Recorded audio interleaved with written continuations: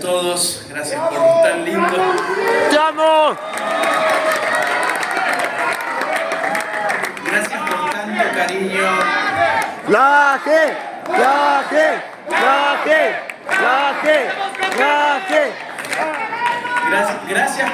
Gracias por tanto afecto, por tanto cariño. Miren, es un honor estar aquí con ustedes en CIPAC. Es la primera vez que vengo a un CIPAC.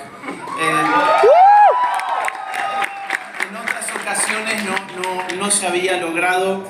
Eduardo Verástegui le buscó la manera, vamos a decirlo así, le buscó la manera y finalmente se logró. Así que Eduardo, muchísimas gracias por haberme invitado, por haber insistido y por haber dispuesto todos los medios para que esto se pudiera hacer. Yo llegué hace menos de un día desde España, llegué anoche, bastante tarde. En este momento son mis 4 de la mañana, acabo de chequear la hora porque digo, ¿por qué me estoy sintiendo tan cansado? Hay bastantes horas más en España que en México, así que vamos a ver cómo llevamos esta conferencia de 4 de la mañana. Vamos a tratar de hacer en estos 20 minutos que tengo un raconto de los principales acontecimientos políticos que se han suscitado en nuestra región desde la década del 90 hasta hoy. Mi intención es que analicemos los principales desafíos que tenemos y que pensemos estratégicamente en base a la realidad política que estamos viviendo. Esa es la propuesta de esta intervención. Va a ser una conferencia corta, 20 minutos para analizar estos temas. No es demasiado tiempo, con lo cual voy a correr un poco, pero espero, si todo me sale bien, que al finalizar esta intervención ustedes puedan saber de dónde hemos venido para llegar a este año 2024 y a dónde podemos ir si nos organizamos bien y actuamos inteligentemente. ¿Dónde estamos parados? Bueno, yo diría que estamos viviendo 2 escenarios críticos. El primero lo llamaría segunda ola del socialismo del siglo XXI. En primer lugar, diría esto: estamos viviendo una segunda ola del socialismo del siglo XXI, a la que tenemos que enfrentar. ¿Cuál fue la primera ola del socialismo del siglo XXI? Pues la que surgió como consecuencia de la inteligencia política del Foro de Sao Paulo. El Foro de Sao Paulo fue creado en 1990 por Fidel Castro y Lula da Silva. Del Foro de Sao Paulo, que fue una manera de reorganizar a las izquierdas después de la caída del muro de Berlín y de la inminente descomposición de la Unión Soviética que llegaría en diciembre de 1991. Fidel Castro, sabiendo que necesita él ampararse en estructuras de otra naturaleza, crea entonces este grupo internacional llamado Foro de Sao Paulo, que tendrá muchísimo éxito político. Pondrán presidentes en prácticamente todas partes. Miren ustedes, por ejemplo, Chávez, Maduro, Lula, Dilma, Cristina Kirchner, Néstor Kirchner, Evo Morales en Bolivia. Ortega también se amparó en el Foro de Sao Paulo. Tenemos en Ecuador Rafael Correa, a Lugo en Paraguay. Es decir, cuando analizamos nombres de presidentes, reciente Tabaré Vázquez, Pepe Mujica en Uruguay, también vinculados al Foro de Sao Paulo. Cuando uno escucha estos nombres y los reconoce, lo que está reconociendo es la importancia política que ha tenido el Foro de Sao Paulo desde 1990 en adelante. ¿Qué ocurrió, sin embargo? A partir del año 2015, esa primera ola del socialismo del siglo XXI entró en declive. Empiezan a pasar cosas importantes. El año 2015, por ejemplo, pierde el kirchnerismo después de 12 años. Después de 3 periodos consecutivos, el kirchnerismo queda fuera de juego tras la victoria de Mauricio Macri. En el año 2016 gana Donald Trump en los Estados Unidos. En el año 2018 gana Piñera en Chile. En el año 2017 Lenín Moreno gana en Ecuador y traiciona a Rafael Correa. en el año 2018 gana Bolsonaro en Brasil. Es decir, empezamos a ver un claro retroceso del socialismo del siglo XXI en nuestra región. En Colombia ganará el candidato de Álvaro Uribe, o sea, ganará el señor Duque. En Perú la cosa tampoco parece muy turbulenta, pero a partir del año 2019, miren, eso es el Foro de Sao Paulo, en una de sus ediciones noventistas o noventosas, pero en el año 2018 va a pasar algo muy importante en este país. En este país va a ganar López Obrador. Y en el año 2019 ya se creará el Grupo de Puebla, que es una lavada de cara del Foro de Sao Paulo. El Grupo de Puebla elige como presidente al mequetrefe que están viendo en pantalla, al peor presidente de la historia reciente argentina, Alberto Fernández, el golpeador de mujeres. ¿Y por qué lo eligen en julio Alberto Fernández? Muy simple, porque ya saben que va a ganarle a Mauricio Macri en octubre del año 2019. De hecho, arrasó con Macri, arrasó. Macri no tenía ninguna posibilidad. El Grupo de Puebla va a impulsar además distintas sublevaciones, subversiones. Llegará, por ejemplo, a Ecuador una subversión indigenista en octubre del año 2019. Solo una semana después tendremos una descomposición total en Chile, con una guerra molecular impulsada por las izquierdas chilenas más extremas, que abrirán caminos políticos que hasta el día de hoy se siguen recorriendo, es decir, problemáticas de índole constitucional.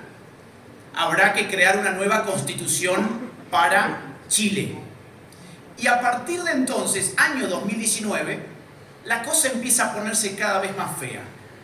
Levantamientos, insisto, en Ecuador primero, después en Chile, después le tocó en noviembre de ese año a Colombia. Pocos meses después a Perú desfilaron varios presidentes peruanos en el año 2020. En el año 2020 es el año en que Joe Biden, entre comillas, gana las elecciones en los Estados Unidos. Y empezamos a ver cómo se produce esta segunda ola del socialismo del siglo XXI y empieza a tomarlo todo. Veremos países que no habían caído en la primera ola del socialismo del siglo XXI caer, sin embargo, en la segunda. En Chile ganará, por ejemplo, en segunda vuelta un señor que ha reivindicado a las guerrillas y al terrorismo chileno, llamado Gabriel Boric. Veremos cómo en Colombia gana un exguerrillero llamado Gustavo Petro, también en segunda vuelta. Veremos en Perú cómo gana un aliado al senderismo, a lo más rancio del maoísmo peruano, me estoy refiriendo a Pedro Castillo. Y veremos finalmente cómo vuelve el corrupto Lula da Silva al poder en Brasil. El socialismo del siglo XXI ha llegado más lejos en su segunda ola que en su primer ola. Miren ustedes el mapa. Eso es el año 2002. Ahí se está produciendo la primera ola del socialismo del siglo XXI. Esa es nuestra región en el año 2002, donde el rojo es el socialismo y el azul es, no voy a decir la derecha, vamos a decir la centro derecha con toda furia. No más de eso. Ahora, fíjense, 2009, esta es ya la primera ola consumada. Tenemos a gran parte del continente teñido de rojo, con excepción de lo que se llamaba el Grupo de Lima. El Grupo de Lima habitualmente estaba compuesto por, sobre todo después con Piñera, estaba compuesto por Perú, Colombia y Chile. Precisamente países que van a caer en la segunda ola del socialismo del siglo XXI. 2017, la contraofensiva que yo les comenté, el declive del socialismo del siglo XXI que empezó en el año 2015. Fíjense el mapa del 2017. Al contrario, está prácticamente todo el mapa azul. Ahora, 2023. Esa es la segunda ola del socialismo del siglo XXI. Ese es nuestro continente en el año 2023.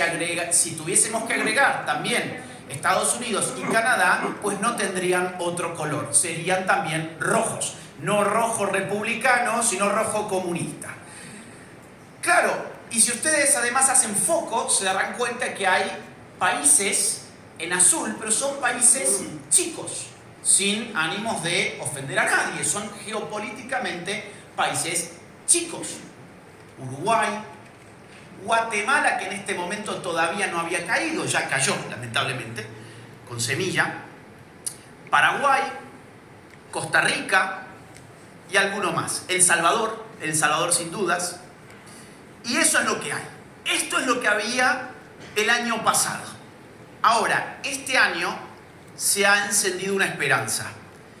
Esa esperanza es que un país grande, geopolíticamente importante, se ha vuelto a poner de color azul. Ese país es Argentina y esto aconteció con la victoria de Javier Milei,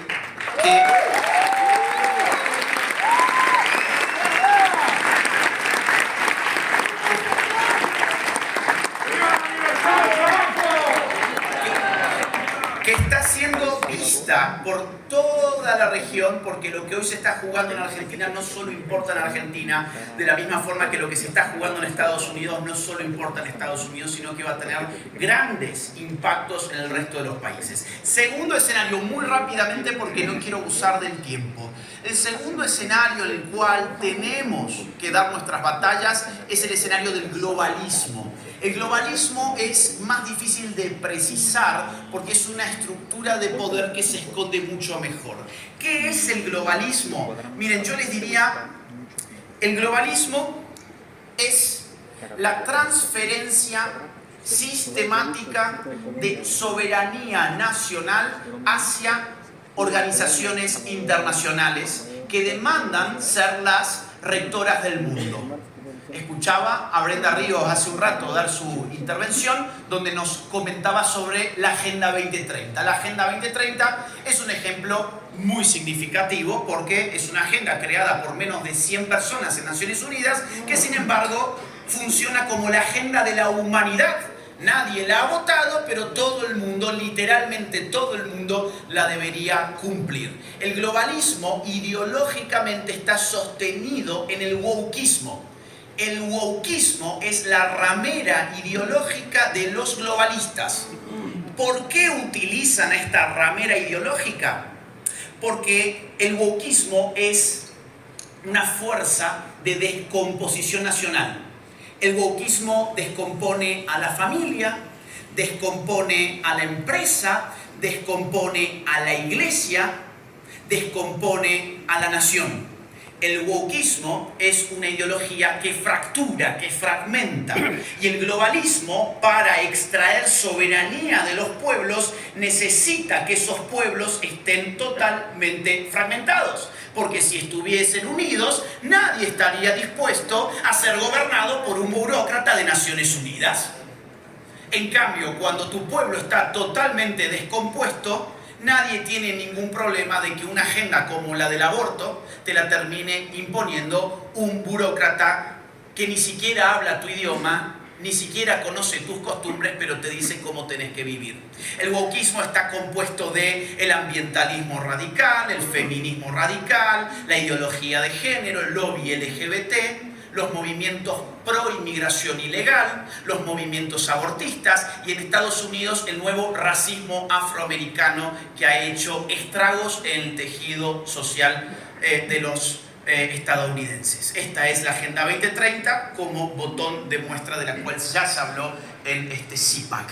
Voy a pasar muy rápidamente a algunas consideraciones estratégicas. Estos son nuestros dos escenarios más significativos de combate regional. Socialismo del siglo XXI a nivel interno y globalismo a nivel internacional. Esos son los desafíos que tenemos por delante. ¿Cómo los enfrentamos? Necesitamos una estrategia. La estrategia que yo propongo tiene dos aristas, dos lógicas que se entrecruzan.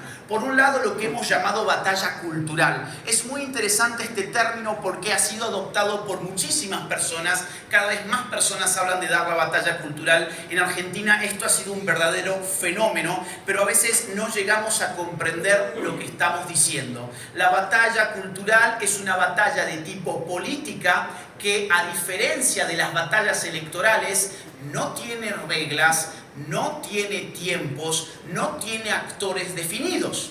¿A qué me estoy refiriendo? Bueno, que una batalla política convencional de tipo electoral está perfectamente reglada. Se sabe que hay partidos políticos que se tienen que inscribir para las elecciones, que tienen que competir determinado día, de determinado año en las urnas. La contienda empieza en un momento y termina en el momento en que se cierran las urnas, se cuentan los votos y se sabe quién ganó y quién perdió, y no se abrirán más las urnas hasta X cantidad de años. Esto está perfectamente reglado, institucionalizado, temporalizado. La batalla cultural no es así. La batalla cultural es una batalla perpetua, porque es una batalla donde se disputa nada menos que la opinión pública. En la batalla cultural te estás disputando la opinión pública. Si nosotros no disputamos la opinión pública, cuando llegan las elecciones tenemos un problema muy grave, y es que esa opinión pública muy probablemente no está abierta a recibir nuestras ideas y nuestras ofertas políticas. Por lo tanto, lo primero que debemos decir a nivel estratégico es: hay que dar batalla cultural de manera indeterminada en el tiempo. Tiene que ser todos los días, en todos los contextos. Miren, hasta en el baño de su casa, por favor, en vez de jugar al jueguito, manden tweets. Son disparos. Son disparos. Tienen que...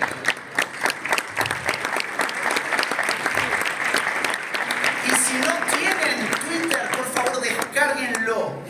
Ay, es que me aburre. Es que no es para divertirse.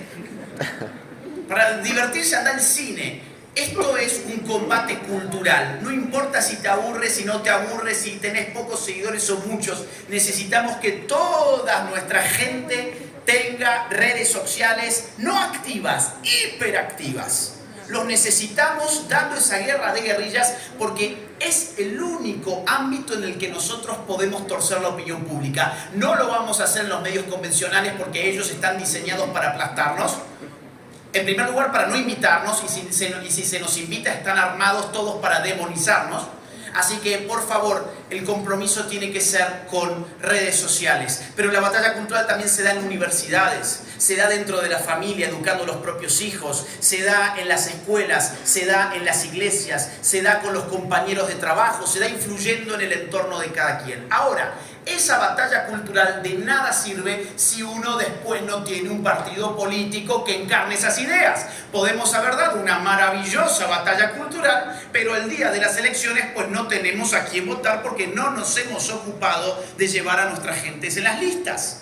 Por ese motivo, el otro punto estratégico que yo recomiendo, ustedes pongan los nombres que a ustedes les gusten más, yo simplemente uso la terminología que a mí me convence. Yo estoy hablando de partidos de nueva derecha.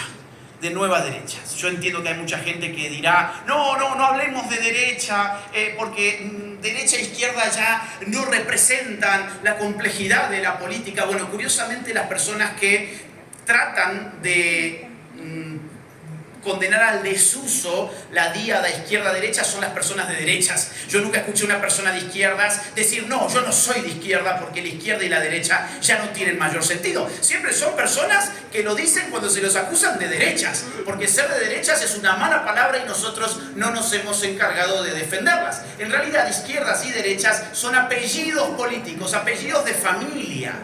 Cada familia tiene una serie de miembros particulares, tiene doctrinas particulares. Así, cuando uno hace lupa dentro de la extensa familia de las izquierdas, va a ver desde marxistas-leninistas hasta trotskistas, pasando por maoístas, socialdemócratas, anarquistas, progresistas, globalistas. Vamos a ver una fauna muy extensa dentro de la izquierda. Ahora, cuando vos ves dentro de la derecha, tenés también posiciones distintas. La gran diferencia es que todos los de izquierda asumen su apellido de familia. Todos dicen: yo soy de izquierda. Mientras en la derecha estamos peleándonos a ver quién se inventa el nombre más rebuscado. Yo soy paleolibertario, ¿no? Yo soy neoconservador. No hace falta. La gente allí afuera no habla así. La gente allí afuera reconoce las categorías políticas más simples que se han inventado desde 1789 hasta la fecha para ubicar la política en un mapa muy simple, o sea, en el mapa izquierda-derecha. ¿A qué nos referimos con nueva derecha? A una articulación particular que se está dando en este siglo entre sectores conservadores, sectores libertarios y sectores soberanistas. Eso es lo que podemos llamar una nueva derecha. ¿Cuáles son las expresiones concretas, con caras, con nombres, con apellidos, de lo que hemos llamado nueva derecha? Bueno, acá tenemos unos ejemplos. ¿Hay más ejemplos? Sí. Bueno, yo traigo estos 5 el día de hoy. Tenemos gente que se caracteriza o bien por haber creado un nuevo partido político. Por ejemplo, Javier Milei creó un nuevo partido político. Por ejemplo, Bukele creó un nuevo partido político. Por ejemplo, Abascal creó un nuevo partido político. Tenemos otra gente que no ha creado un nuevo partido político, pero ha creado un movimiento dentro de un partido político. Por ejemplo, Donald Trump. MAGA es un nuevo movimiento que ha copado el Partido Republicano. O tenemos gente que ha logrado la emergencia política de nuevos actores significativos y además cuantitativamente muy importantes. El caso de Bolsonaro, con la comunidad evangélica a la cabeza. Entonces, ¿por qué es nueva esta derecha? No solamente por la índole de su articulación, sino porque implica la novedad de o bien un partido político o una línea interna o un nuevo actor que antes no era político y se vuelve político. Reparando en México, yo voy a dar mi opinión personal. Yo creo que si algo ha quedado claro en las últimas elecciones es que los partidos convencionales no tenían ninguna posibilidad de ganarle a Morena. Aquellos que dijeron que apoyar a Eduardo Verástegui era darle el triunfo a Sheinbaum, porque Xóchitl era una candidata que realmente podía ganar las elecciones, pues los resultados mostraron una cosa totalmente distinta, totalmente distinta. Y cuidado, no hay que enojarse con esa gente, porque es gente que probablemente haya tenido muy buenas intenciones, pero un mal cálculo político. Estuvo dispuesta a apoyar a una marxista, leninista, trotskista, según sus propios dichos, abortista, pro ideología de género, pro mutilación de niñitos, pro aborto. Bueno, todo ese era el costo a pagar para que no ganara Sheinbaum, y encima Sheinbaum le dio una paliza a Xóchitl. Entonces, al final fue un cálculo político desastroso. ¿Por dónde puede pasar la libertad de México, la futura libertad de México? Bueno, quizás mirando experiencias que han tenido éxito en otros países donde ha implicado crear una nueva derecha, un nuevo partido político que ustedes podrían crearlo el año próximo, según su legislación.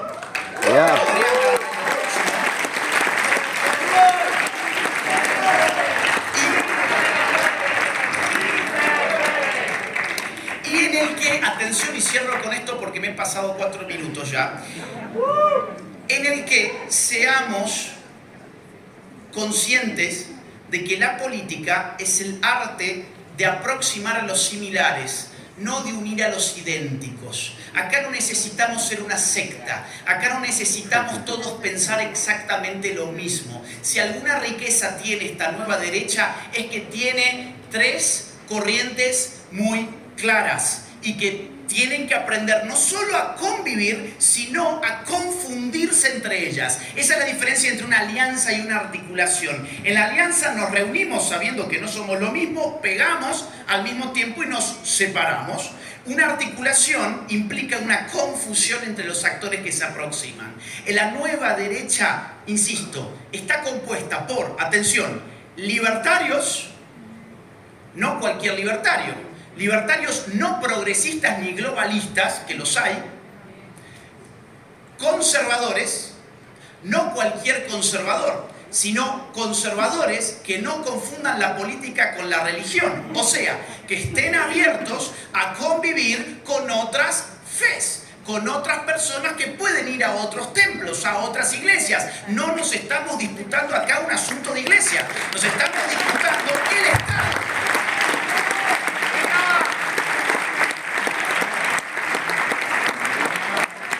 Y en tercer lugar, soberanistas, o sea, personas que saben cómo enfrentar a los globalistas, pero no cualquier soberanista, sino aquel que no confunde el amor por la patria con el amor por el Estado, porque lamentablemente también hay soberanistas que son excesivamente estatistas. Si esto fuera, y cierro, un partido de fútbol y yo tuviese que armar un equipo de fútbol, yo necesito tener un buen arquero, buenos defensores, buenos mediocampistas, buenos delanteros. Si yo aquí me tengo que enfrentar al socialismo del siglo XXI, que es puro estatismo, necesito libertarios. Si yo me tengo que enfrentar al globalismo, que es extracción de soberanía nacional, necesito soberanistas. Y si yo me tengo que enfrentar al wokismo, necesito conservadores. Necesitamos a las tres patas de esta nueva derecha unida. Muchas gracias.